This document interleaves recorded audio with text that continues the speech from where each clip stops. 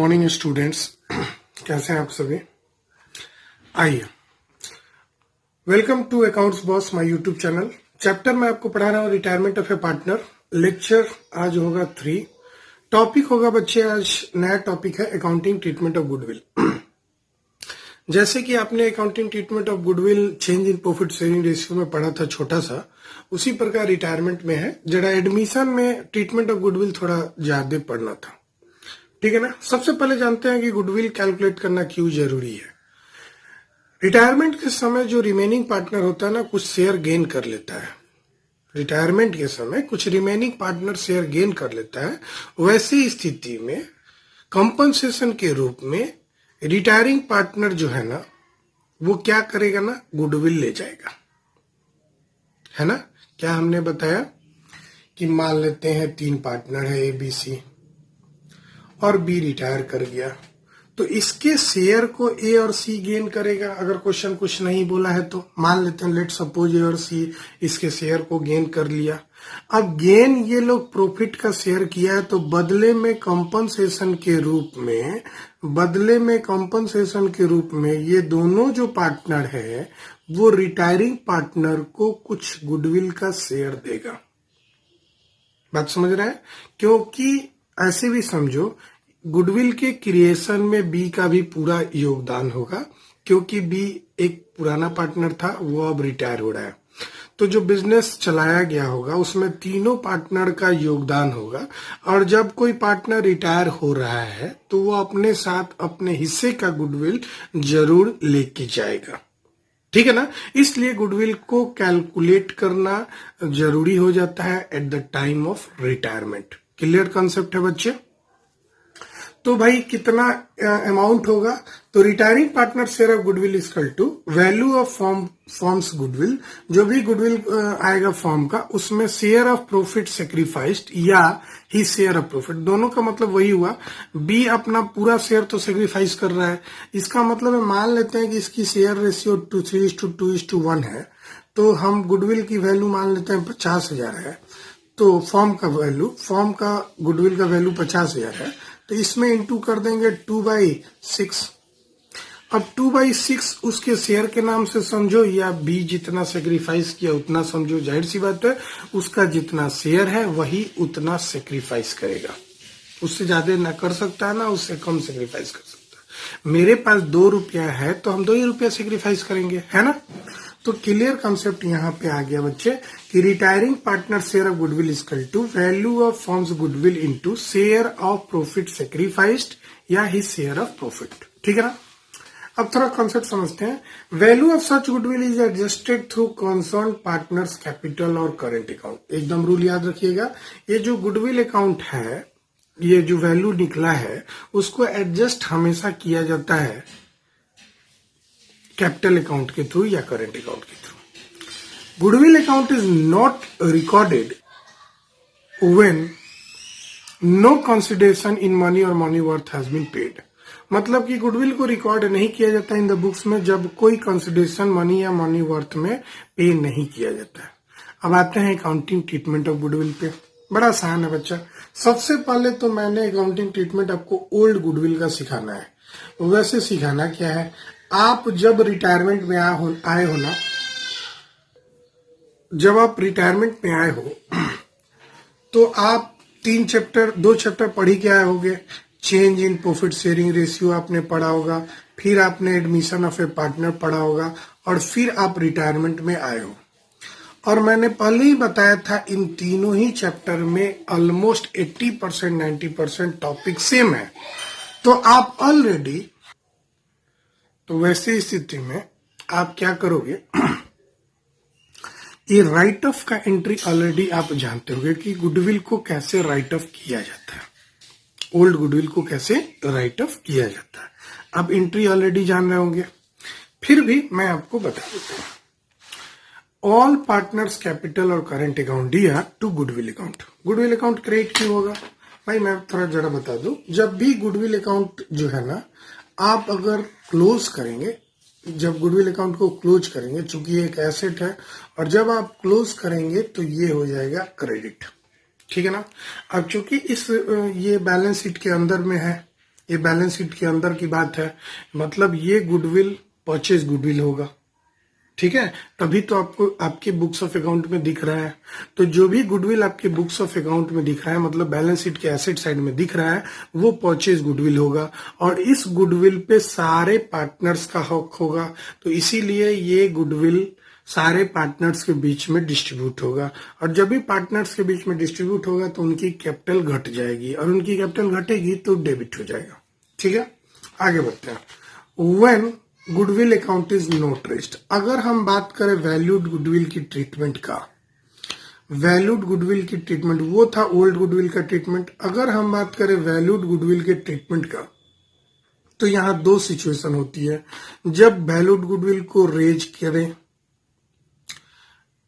या valued goodwill को not raise करें, ठीक है ना। तो जैसे कि सिलेबस ने कोविड-19 के कारण ये वाला टॉपिक जो वैल्यूड गुडविल को रेज करने वाला है उसको हटा दिया है, तो हमें उसे पढ़ना नहीं है। हमें सिर्फ वैल्यूड गुडविल का वो ट्रीटमेंट पढ़ना है जब उसको रेज नहीं किया जाता है। तो यहां देखिए बच्चे, when goodwill account is not raised, raised मतलब ओपन नहीं किया जाए, जब गुडविल अकाउंट को ओपन नहीं किया जाए, ठीक है ना। तो जब भी गुडविल अकाउंट को ओपन नहीं किया जाएगा तो एंट्री होगा हमेशा gaining partner to retiring partner. एक कॉन्सेप्ट आपको मैंने बताया था, गुडविल का ट्रीटमेंट एक ही होता है, gaining partner to sacrificing partner. आज वो समय यहां भी आ गया है प्रूफ करने के लिए। हमेशा कभी भी याद रखिए, गुडविल का एडजस्टमेंट एंट्री सिर्फ एक ही होता है बच्चे, goodwill gaining partners capital account या टू सेक्रीफाइसिंग पार्टनर। चाहे वो केस एडमिशन का हो, चाहे वो case change in profit sharing ratio का हो, चाहे वो केस रिटायरमेंट का हो, तीनों ही केस में गुडविल जो वैल्यूड गुडविल है उसका एडजस्टमेंट एंट्री सिर्फ एक ही होता है और वो होता है बच्चे गेनिंग पार्टनर्स कैपिटल या current account DR to sacrificing partners capital या करेंट अकाउंट।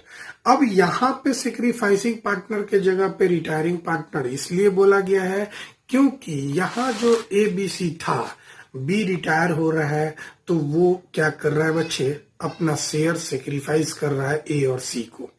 अब भाई हम लोग ABC 3 पार्टनर थे, मेरी प्रॉफिट शेयरिंग रेशियो 3:1 थी। अब B जाएगा तो अपना शेयर छोड़ के जाएगा ना, सेक्रीफाइस करके जाएगा ना। तो वही मैं बता रहा था बच्चे कि यहाँ पे B gaining partner to retiring partner है, कॉन्सेप्ट यही है, gaining partner to sacrificing partner, क्योंकि रिटायरिंग पार्टनर सेक्रीफाइस ही करता है हमेशा। जो रिटायरिंग पार्टनर है वो हमेशा हमेशा सेक्रीफाइस करता है और जो एडमिशन होता है जिस पार्टनर का, मतलब न्यू पार्टनर हमेशा गेन करता है और रिटायरिंग पार्टनर हमेशा सेक्रीफाइस करता है। ये अपने दिमाग में बैठा लीजिए, ठीक है ना। अब कभी कभी होता क्या है, दूसरा केस देखिएगा, कभी कभी क्या होता है ना कि कोई एग्जिस्टिंग पार्टनर है वो भी सेक्रीफाइस कर जाता है। मतलब ऐसा क्वेश्चन हम आपको बताएंगे, ये क्वेश्चन थोड़ा अच्छा होता है, मतलब ये केसेस है ना, मैं इसको भी समझा दिया। इसलिए कभी कभी होता है ना, कोई जो बचा हुआ पार्टनर है वो भी कुछ हिस्सा सेक्रीफाइस कर जाता है। तो वैसे स्थिति में जब वो सेक्रीफाइस करेगा एंट्री तो भाई वही होगा, गेनिंग पार्टनर टू सेक्रीफाइसिंग, हमेशा याद कर लो। यहां भी देखो gaining partner to sacrificing partner है। अब इन दोनों को कंबाइन एंट्री भी आप पास कर सकते हैं, place of both entry combine entry ये हो जाएगा, gaining partners to retiring partner to sacrificing partner. वैसे एक काम का बात बता दूं, ये भी सेक्रीफाइसिंग पार्टनर ही है। मैंने पहले ही बताया, जो पार्टनर रिटायर करता है वो भी सेक्रीफाइस करता है, जो पार्टनर रिटायर करता है वो भी सेक्रीफाइस करता है, ठीक है बच्चे। तो एडजस्टमेंट फॉर गुडविल आपने, ये नरेशन है इसका, ये मैंने कर दिया, ठीक है ना। अब आता है व्हेन गुडविल इज रेज्ड। मैंने पहले ही बताया, जब गुडविल अकाउंट को रेज किया जाता है ना तो उसको हमको पढ़ना नहीं है, क्योंकि अभी कोविड-19 चलने के कारण सिलेबस में बहुत सारा कटौती हुआ है। उसमें वैल्यूड गुडविल का जो रेजिंग वाला एंट्री था उसको सिलेबस से हटा दिया गया, एक्सक्लूड कर दिया गया। ठीक है बच्चे, तो बहुत खुशखबरी है, ये आपके लिए गुड न्यूज है। आप खुश हो जाइए कि ये आपको नहीं पढ़ना है। वैसे भी ये थोड़ा सा लिटिल बिट कंफ्यूजिंग होता है, गुडविल को थोड़ा लेंदी बना देता है। अगर ये नहीं रहे तो भाई गुडविल बड़ा आसान होता है। हमेशा gaining partner to sacrificing partner एक ही एंट्री होता है, अपने जहन में बैठा लीजिए, एकदम रट लीजिए कि भाई हमको एक ही एंट्री याद करना है, gaining partner to sacrificing partner. और जब भी आप कैलकुलेट करेंगे गेनिंग रेशियो सेक्रीफाइसिंग रेशियो तो ध्यान रखेंगे आपका आंसर क्या है। ठीक है ना। तो गुडविल रेज करना थोड़ा सा टिकी था, उसको हटा दिया, तो आपके लिए बच्चे एक गुड न्यूज है। ठीक है ना। तो आइए हम आपके स्क्रीन पर एक क्वेश्चन दिए हुए हैं, जरा आप हम उसको पढ़ते हैं और फिर हम उसको सॉल्व कराते हैं। ठीक है बच्चा।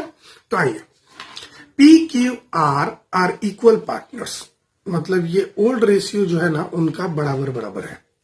Goodwill has been valued at 36,000, मतलब वैल्यूड गुडविल दिया हुआ है, मतलब जब रिटायर होता है ना कोई पार्टनर तो गुडविल को वैल्यूएशन किया जाता है। क्यों वैल्यूएशन किया जाता है मैंने पहले ही बताया था।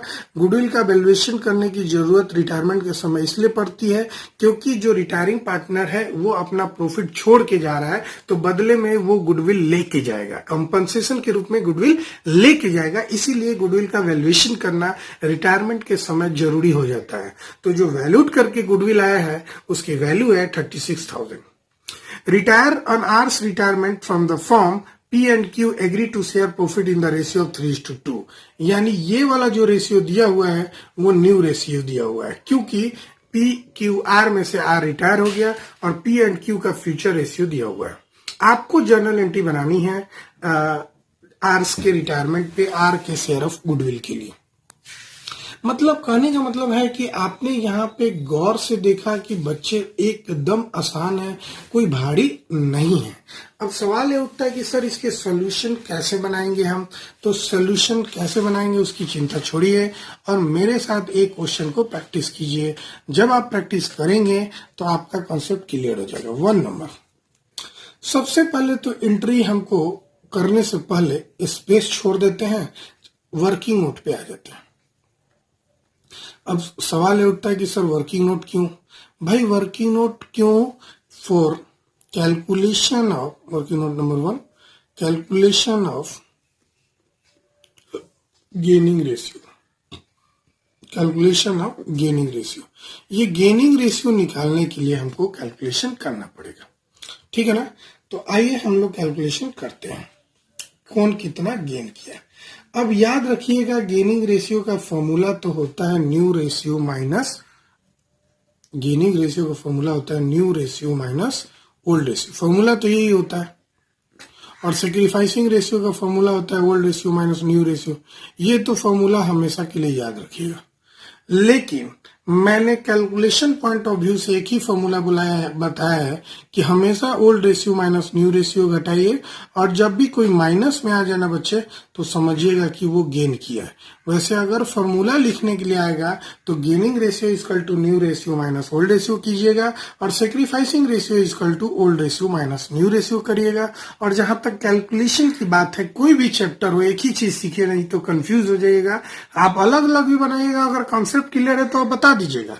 लेकिन मैंने आपको चेंज में, एडमिशन में, रिटायरमेंट में कैलकुलेशन के लिए सिर्फ एक ही रिकमेंड करूंगा कि जब भी माइनस में आए उसको समझिएगा गेन किया है। फॉर्मूला हमेशा old ratio minus new ratio.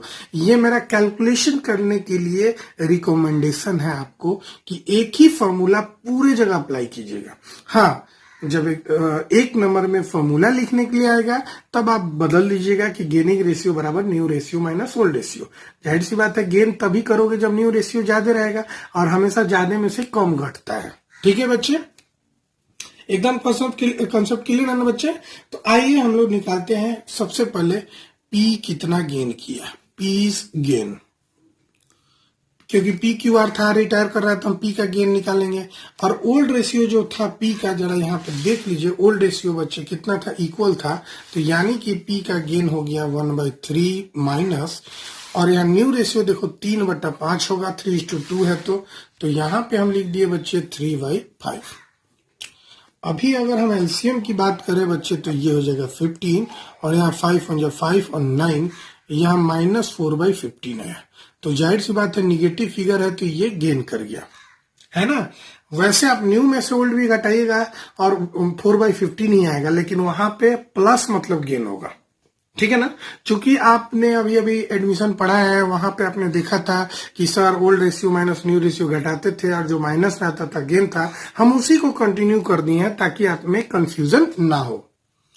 तो क्यूज कितना गेन किया बच्चे फिर से निकालते हैं, तो उसकी भी शेयर 1/3 थी, लेकिन इस बार 2/5 है, और एलसीएम निकालेंगे तो 15 आएगा, 5 में से 6 गया यानी -1/15। ये भी निगेटिव है यानी कि गेन किया, यानी पी और क्यू गेन किया। तो सेक्रीफाइस सिर्फ कौन किया बच्चा, एक ही पार्टनर किया। हमेशा सेक्रीफाइस करता है, एकदम 100% जो सेक्रीफाइस करता है वो होता है रिटायरिंग पार्टनर। तो इसकी एंट्री होगी piece capital account D R. Current नहीं लिखेंगे बच्चे, आपको मालूम है ना करंट कब लिखते हैं और कैपिटल कब लिखते हैं। करंट तब लिखेंगे बच्चे जब, करंट कब लिखेंगे बच्चे फिर से मैं बता दूं, जब फ्लक्चुएटिंग हो, सॉरी फिक्स्ड हो तब, ठीक है ना। तो P's capital account DR, Q's capital account DR, है ना बाबू, to R's capital account, to R's capital account. अब सवाल ये उठता है कि हम नरेशन क्या लिखेंगे। भाई नरेशन तो लिख दोगे the retiring partners share of goodwill adjusted between the remaining partner in their gaining ratio, in their gaining ratio। हमेशा गेनिंग रेशियो में होगा, और गेनिंग रेशियो कितना हो गया यहाँ से देख लो 4:1। यहाँ देख लो गेनिंग रेशियो क्या हो गया 4:1, ये हो गया आपका गेनिंग रेशियो, ठीक है ना। अभी एक और चीज निकालेंगे, वर्किंग नोट नंबर 2, एक लाइन का है ये, working note number 2, R share of goodwill. R share of goodwill कैसे निकालते हैं मैंने पहले ही बताया, जो भी वैल्यूड गुडविल है, और इस क्वेश्चन में मेरा वैल्यूड गुडविल है आपका 36,000, तो यहाँ पे 36,000 लिख देंगे, इनटू आर का शेयर 1/3 था, यानी कि हो गया ये 12,000। अब ये जो 12,000 आया है बच्चे, आप आर वाले कॉलम में लिख दीजिए, और इस 12,000 को आप 4:1 में कर दीजिए, 4:1 में कर दीजिए, ठीक है ना। तो 12,000 को 4:1 में कीजिए या 4/15 से भी मल्टीप्लाई कीजिएगा, मतलब एक ही आएगा। तो आइए हम लोग 12,000 को मल्टीप्लाई करते हैं बच्चे। तो 12,000 को मैंने बोला कि 4:1 में डिवाइड कर दीजिए, तो ये आ जाएगा 9600, और एक हो जाएगा 2400। मैंने क्या किया, इस 12,000 को गेनिंग रेशियो में कर दिया, यानी 4:1 में कर दिया। लिखना नहीं बच्चे, ये समझाने के लिए है। हमारा 12,000 आर का शेयर आया था, आर के शेयर को हमने 4/15:1/15 में किया। मैं फिर से बता दूं, यहाँ पे मैंने किया है, देख लीजिए आप, 4/15:1/15 करेंगे ना, तो मेरा रेशियो हो जाएगा 4:1, और इसी 4:1 में आपको बांटना है। हाँ एक बात और है, कोई कोई बच्चा क्या करता है 12,000 × 4/15 करने की कोशिश करता है। बच्चे यहाँ पे ये मिस्टेक नहीं कीजिएगा, ठीक है ना, ये आप नहीं कीजिएगा, हमेशा ये वाला कीजिएगा, 12,000 × 4/5, ठीक है ना बच्चा, क्लियर हो गया, कोई दिक्कत नहीं। आगे बढ़ते हैं, एक और क्वेश्चन हम आपके स्क्रीन पे लिए हैं, हम जरा इसको बताते हैं। इस क्वेश्चन को लेने के पीछे कोई ये खास मकसद नहीं था, ये दोनों ही क्वेश्चन सेम है, एक इसमें अंतर है कि इसमें ओल्ड गुडविल भी दिया हुआ है।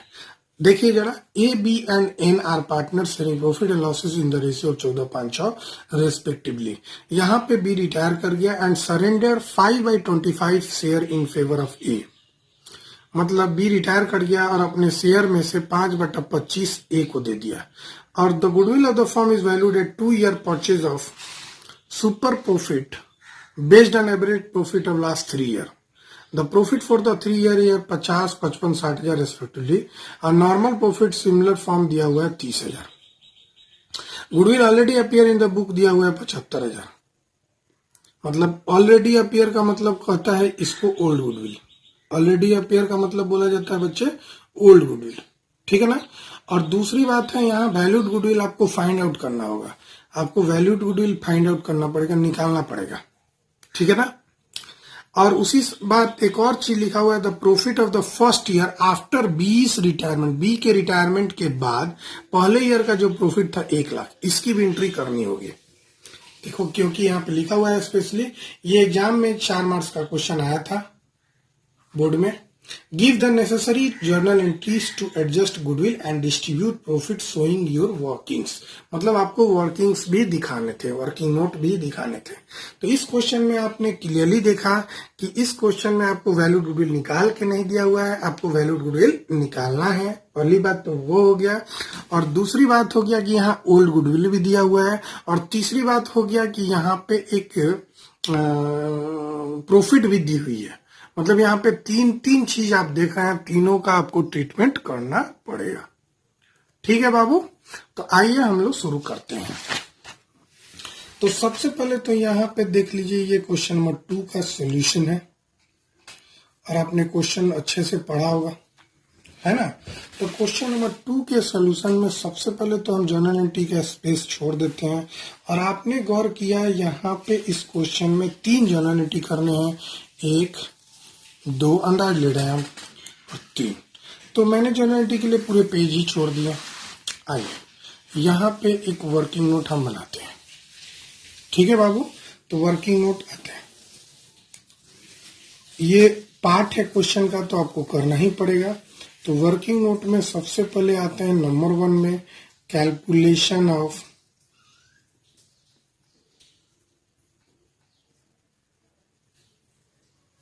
इस क्वेश्चन में न्यू रेशियो भी आपको चाहिए, तो सबसे पहले न्यू रेशियो भी निकालेंगे हम लोग। न्यू रेशियो क्यों चाहिए बाबू? न्यू रेशियो चाहिए, वो आपने प्रॉफिट देखा था ना 1,00,000, उसको डिस्ट्रीब्यूट करने के लिए। तो कैलकुलेशन ऑफ न्यू रेशियो कर लेते हैं। तो सबसे पहले एज न्यू शेयर ही निकाल लेते हैं। एज न्यू शेयर कितना हो जाएगा? तो ए का जो पहले था, पहले कितना था जरा क्वेश्चन देख लेते हैं। ए का पहला था 14, 5, 19, 6, 25, 14/25। ए का था 14/25 कि यानी कि यहाँ पे 14/25 में जोड़ देंगे गेन, और एक गेन दिया हुआ था 5/25, क्लियरली दिया हुआ था, यानी ये हो गया 19/25।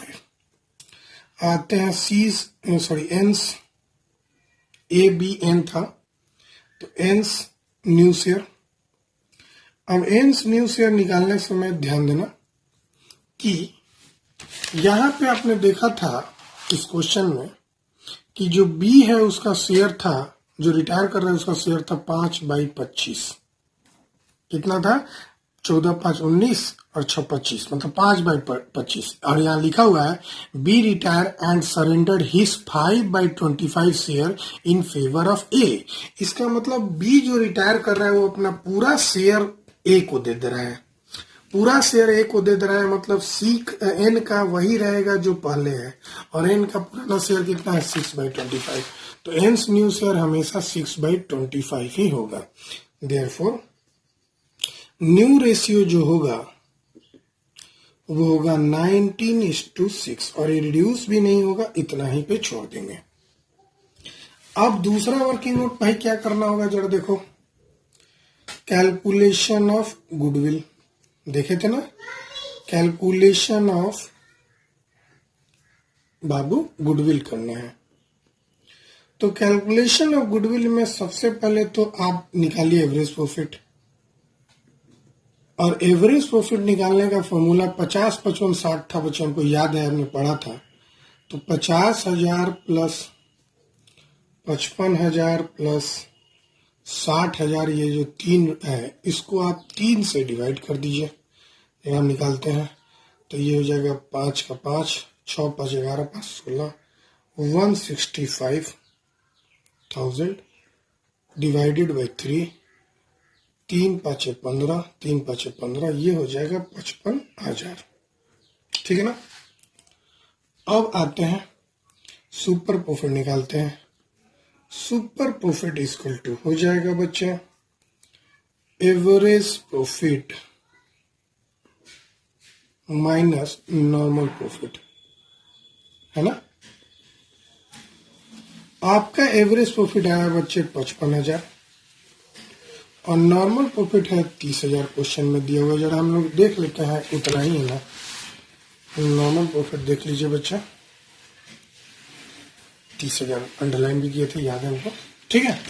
तो आप यहां से 30,000 घटा दीजिए और 30,000 घटाएंगे तो ये हो जाएगा 25,000, ठीक है। तो आपका निकल गया गुडविल, सुपर प्रॉफिट। अब आते हैं गुडविल। अब गुडविल के लिए क्या बोला है, जरा फॉर्मूला पढ़ लेते हैं।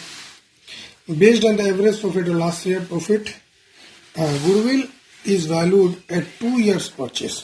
मतलब यहाँ पे इस क्वेश्चन में नंबर ऑफ ईयर्स परचेस जो फॉर्मूला होता है ना, वो दिया हुआ नंबर ऑफ ईयर्स परचेस 2।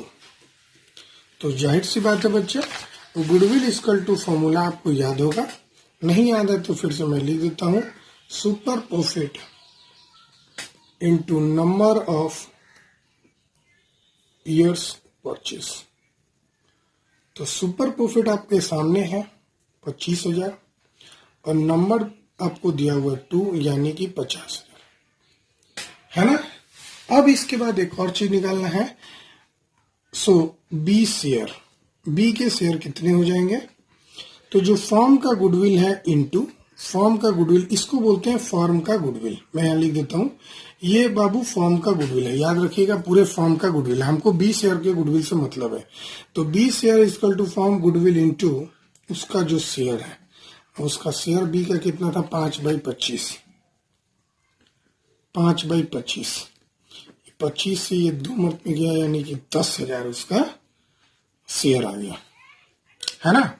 अब जल्दी जल्दी एंट्री की बात आती है। एंट्री बड़ा सावधानी से, बड़ा अच्छा से करते हैं। सबसे पहले तो ओल्ड गुडविल को राइट ऑफ कर दो, और ओल्ड गुडविल को राइट ऑफ करेंगे तो सारे पार्टनर्स के बीच में जाएगा, क्योंकि जो बी है जो रिटायर कर रहा है वो भी पुराने पार्टनर है। और हमने बताया था O3 के कॉन्सेप्ट में कि पुराने चीजों पे पुराने पार्टनर्स का पुराने रेशियो में अधिकार होता है। तो जो गुडविल है बच्चे, टू गुडविल हम जो लिख रहा हूं वो पुराना है। और हमने गुडविल कितना था, 75,000 हमने देखा था। और इस गुडविल को हमको बांटना है तीनों पार्टनर में, यानी एस कैपिटल अकाउंट ईयर, बीस कैपिटल अकाउंट ईयर, फिर कैपिटल में लिख रहा हूं क्योंकि फिक्स वाला नहीं है, एंस कैपिटल अकाउंट ईयर, ठीक है। अब इस 75,000 को ओल्ड रेशियो में बांटना है, और ओल्ड रेशियो था बच्चा 14/5/6, 14/5/6, यानी सबसे पहले 14/25 करेंगे। तो 25 से 3 मर्त में यानी 14/42,000, और फिर 25 मर्त में यानी 15,000। कैसे आया बच्चा, 3 × 5, फिर 3 × 6 यानी कि 18,000। बड़ा आसान था, यहां लिख दो existing goodwill return of in old ratio between old partners। Existing goodwill को ओल्ड पार्टनर्स के बीच में ओल्ड रेशियो में बांट दिया गया। पहला एंट्री खत्म। दूसरा एंट्री, इसमें 3 एंट्री होगा बच्चा। दूसरा एंट्री आपने देखा था कि यहाँ पे कौन गेन कर रहा है, सिर्फ एक ही आदमी गेन कर रहा है, उसका नाम है एस कैपिटल अकाउंट। तो एस कैपिटल वैल्यूड गुडविल का ट्रीटमेंट है। तो एस कैपिटल अकाउंट दिया टू जो रिटायरिंग पार्टनर है उसका नाम है बीस कैपिटल अकाउंट। और भाई बड़ा सिंपल है, इसमें आपको कोई बांटने की जरूरत नहीं है, क्योंकि जो मेरा बी का शेयर आया था वो 10,000 और सिर्फ एक ही आदमी गेन कर रहा है, तो पूरा का पूरा उसी को दे देंगे हम, ठीक है। उसके बाद नरेशन लिख देंगे। क्या लिख देंगे, goodwill adjusted by debiting S capital and crediting बीस कैपिटल। अब बी का कैपिटल क्रेडिट इसलिए हुआ क्योंकि अगर गुडविल बी को मिलेगा, क्योंकि बी रिटायर कर रहा है तो गुडविल का शेयर मिलेगा, गुडविल का शेयर मिलेगा तो उसका एसेट्स कैपिटल अकाउंट बढ़ जाएगा, ठीक है ना। और ये देने वाला व्यक्ति है, ए कंपनसेशन दे रहा है तो उसका कैपिटल बढ़ जाएगा। ए क्यों कंपनसेट कर रहा है? क्योंकि ए जो है वो गेन किया है, तो प्रॉफिट गेन करेगा तो गुडविल कंपनसेट करेगा, है ना। यही हम लोग पढ़े। तीसरा एंट्री हम लोग करेंगे भाई, जो मेरा जो गुडविल है, सॉरी जो प्रॉफिट है, ये जो 1 लाख का प्रॉफिट दे रहा है बी के रिटायरमेंट के बाद, मतलब ये न्यू प्रॉफिट है, न्यू बिजनेस का जो हमारा ये हो गया, चेंजमेंट हो गया है, मतलब बोल सकते हैं रिकंस्ट्रक्टेड जो बैलेंस शीट है उसकी ये दी हुई है प्रॉफिट 1 लाख। और जब भी उसको बांटेंगे तो वो न्यू पार्टनर्स के बीच में जाएगा। तो न्यू पार्टनर्स कौन बचे हैं? रिमेनिंग पार्टनर बचे हैं। तो profit and loss appropriation account DR2। New partner हम बोले, एक शब्द गलत बोल दिया मैंने, यहाँ न्यू की जगह पे आप बोल सकते हो रिमेनिंग पार्टनर, क्योंकि अब यही न्यू रहेंगे आप, क्योंकि बी रिटायर हो गया तो ए और एन जो है यही अब पार्टनर्स है फॉर्म में, नया वाला फॉर्म में। अब नया वाला पार्टनर की जगह नया वाला फॉर्म हमको बोलना था, तो नए वाले फॉर्म में सिर्फ ए और एन पार्टनर है। तो ये जो 1 लाख का प्रॉफिट आप देख रहे हैं वो सिर्फ ए और एन के बीच में जाएगा। तो आप यहाँ लिख सकते हैं S capital account to N's capital account, S capital account to N's capital account. अब किस रेशियो में? इसी के लिए हमने न्यू रेशियो कैलकुलेट किया था, 19:6 आया था। तो 25 से डिवाइड करेंगे तो 25 चौका यानी कि 19 4 जा 76,000 ये हो जाएगा, और ये 24 का 24,000 हो जाएगा, ठीक है ना। 6 4 जा 24। नरेशन लिख देंगे बच्चे, the amount of profit distributed among A and N in their new profit, sharing ratio, ठीक है बच्चा। और ये टॉपिक मेरा कंप्लीट हो गया। तो आपने देखा होगा कि कैसे हमने कैलकुलेशन भी आपको सिखा दिया इस टॉपिक में। तो ये क्वेश्चन लेने के पीछे मेरा यही तुक था कि आप गुडविल का कैलकुलेशन भी सीख लीजिए, और यहाँ एक नया चीज सीख लीजिए कि अगर प्रॉफिट हो नया वाला तो प्रॉफिट एंड लॉस एप्रोप्रिएशन तो ये जानते ही हैं वैसे कि प्रॉफिट को कैसे बांटा जाता है बच्चे, पार्टनर्स के बीच में। तो profit and loss appropriation account के थ्रू बांटा जाता है, ठीक है ना। प्रॉफिट बांटेंगे तो पार्टनर्स का कैपिटल बढ़ेगा। ये सब सिखाने की जरूरत नहीं है क्योंकि फंडामेंटल में आपने पढ़ा था, ठीक है बच्चे। तो प्लीज मेरे वीडियो को लाइक करें, शेयर करें, सब्सक्राइब करें। अगर आप समझ गए हैं तो क्वेश्चन पूछ सकते हैं बच्चे, मैं आपका इंतजार करूंगा। कोई भी क्वेश्चन पूछेंगे मैं तुरंत रिप्लाई करूंगा आपको, ठीक है बच्चे। Bye bye. Please like, share and subscribe my YouTube channel accounts boss. Thank you all of